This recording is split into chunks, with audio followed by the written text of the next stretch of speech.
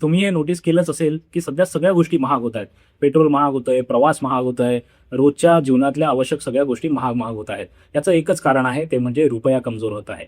पण नेमकं रुपया पडतो का? हे अगदी सोप्या भाषेत आपण समजून घेऊया. भारताला दरवर्षी प्रचंड प्रमाणात तेल इम्पोर्ट करावं लागतं आणि तेल विकत घेण्यासाठी लागतात डॉलर्स. आता प्रॉब्लेम काय झाला आहे? एकीकडे तेलाचे भाव जगभरात वाढले, त्यामुळे भारताला तेल आयात करण्यासाठी जास्त डॉलर लागायला लागले. डॉलर्स भारतात प्रामुख्याने 2 मार्गांनी येतात. पहिले म्हणजे भारतीय उत्पादक जो माल परदेशात पाठवतात आणि त्याचे पैसे भारताला डॉलर्समध्ये मिळतात. आणि दुसरे म्हणजे परदेशी गुंतवणूकदार जेव्हा भारतीय बाजारात गुंतवणूक करतात, त्याला FII आपण म्हणतो, तेव्हा भारतामध्ये डॉलर्स येतात. या 2 मार्गांनी भारतामध्ये डॉलर्स येतात. आता गेल्या काही वर्षांपासून भारतात येणारी ही फॉरेन इन्व्हेस्टमेंट कमी झाली आहे. त्याचं कारण परदेशी गुंतवणूकदारांना भारत आता पूर्वी इतकी ग्रोथ देईल असं वाटत नाही, किंवा भारतापेक्षा जास्त ग्रोथ देऊ शकतील अशा इतर देशांकडे FII गुंतवणूक वळवली आहे. तसेच भारताची निर्यातही हवी त्या प्रमाणात वाढली नाही.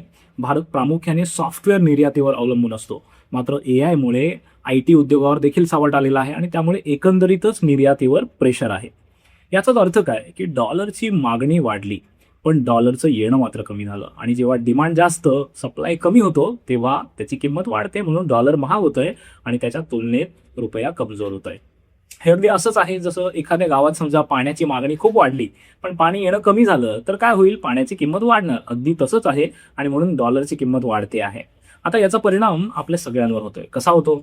फॉरेनला एज्युकेशन असेल ते महाग होईल, इंटरनॅशनल ट्रॅव्हल महाग होईल, जे पण आपण इम्पोर्ट करतोय प्रामुख्याने तेल आणि सोनं, या दोन्ही गोष्टी महाग झालेल्या आहेत आणि एकंदर महागाई वाढते. याचा शेवटी परिणाम कोणावर होतो? तर आपल्या खिशावर होतो. यासाठी फक्त ग्लोबल क्रायसिस किंवा युद्ध परिस्थितीला दोष देऊन चालेल का? तर नाही. यासाठी खरं तर आपल्या देशाला एक्सपोर्ट्स वाढवणं गरजेचं आहे. तिथून खरा पैसा भारतामध्ये आला पाहिजे. मॅन्युफॅक्चरिंग मजबूत करावं लागेल आणि फॉरेन इन्व्हेस्टमेंट पुन्हा आकर्षित करावी लागेल. नाहीतर रुपयाचं प्रेशर वाढेल आणि डॉलर आणखीन महाग होत जाईल. अशा सोप्या भाषेत जर तुम्हाला फायनान्स आणि इकॉनॉमी समजून घ्यायची असेल तर या चॅनलला जरूर फॉलो करा.